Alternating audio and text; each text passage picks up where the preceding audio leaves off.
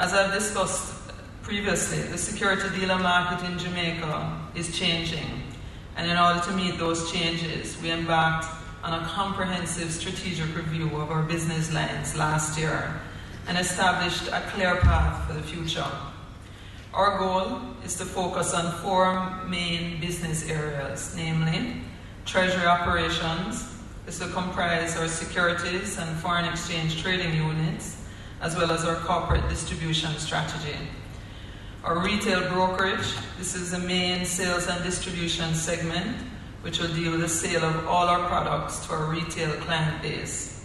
Our capital markets unit, this is a new unit and was established in 2010. This unit, which is headed by our Senior Vice President, Beresford Gray, will be responsible for providing our clients with capital market solutions to their business needs. Our asset management unit will be focused on the continued management of all our off-balance sheet products and services. This will be the new structure under which Scotia DBG will be managed going forward. So when you look at our strategic direction, you can see our strategy is already in motion.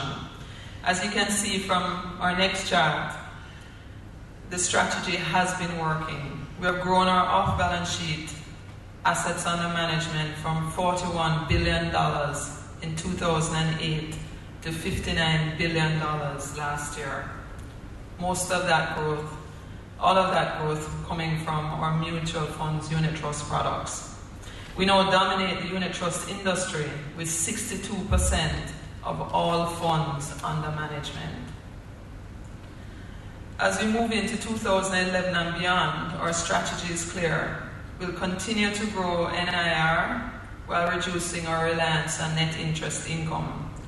We'll look for opportunities outside of Jamaica to expand our product offering. The sale of our mutual fund products in Trinidad and Tobago, for example, is a good sign of the market's need for new and differentiated products in the wider Caribbean region. We'll continue to enhance our operational efficiency and will spend quite a bit of time and resources this year on our new IT platform project. Of course, we cannot achieve any of these goals without a focus on people, and this will continue to be a key strategic priority for the company as we move forward.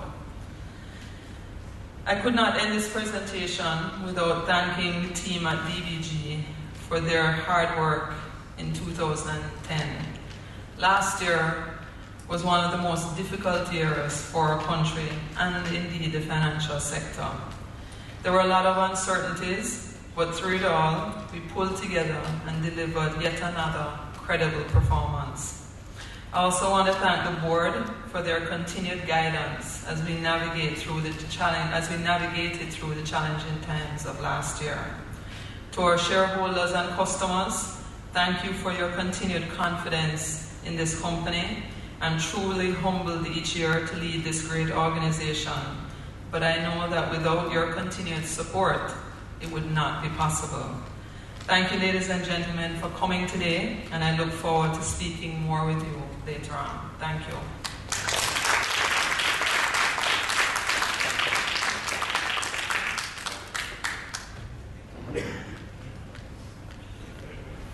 Thank you, Missioner.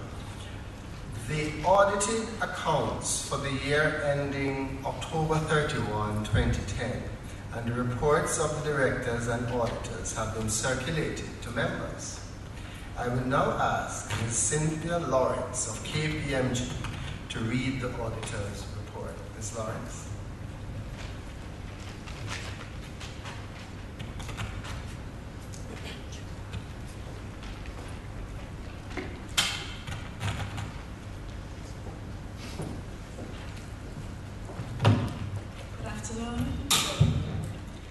Independent Auditor's Report to the members of Scotia DBG Investments Limited.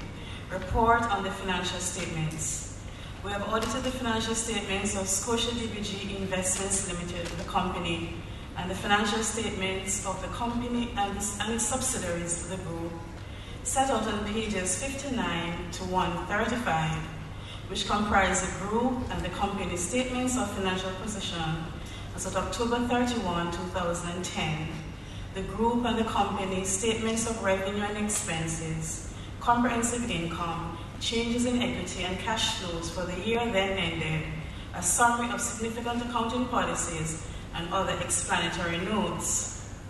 Management is responsible for the preparation and fair presentation of the financial statements in accordance with international financial reporting standards and the Jamaican Companies Act.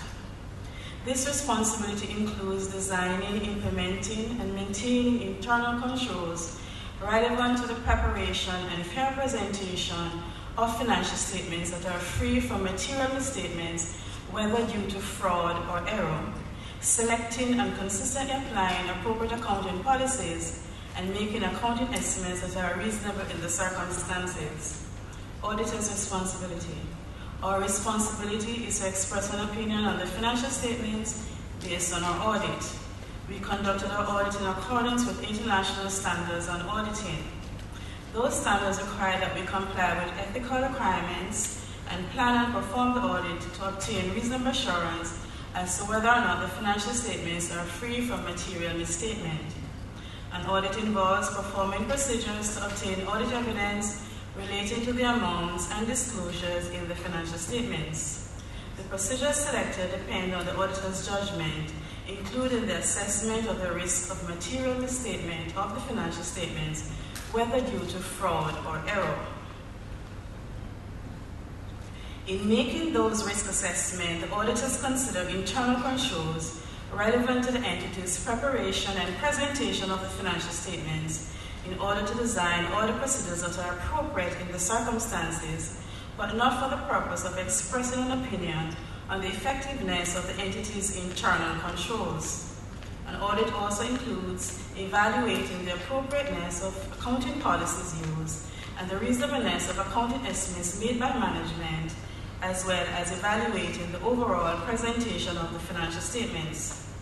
We believe that the audit evidence we have obtained is sufficient and appropriate to provide a basis for our audit opinion. In our opinion, the financial statements give a true and fair view of the financial positions of the group and the company as of October 31, 2010, and of the group's and the company's financial performance, changes in equity and cash flows for the year then ended, in accordance with international financial reporting standards, and comply with the Jamaican Companies Act. Report on additional requirements of the Jamaican Companies Act. We have obtained all the information and explanations which, to the best of our knowledge and belief, were necessary for the purposes of our audit.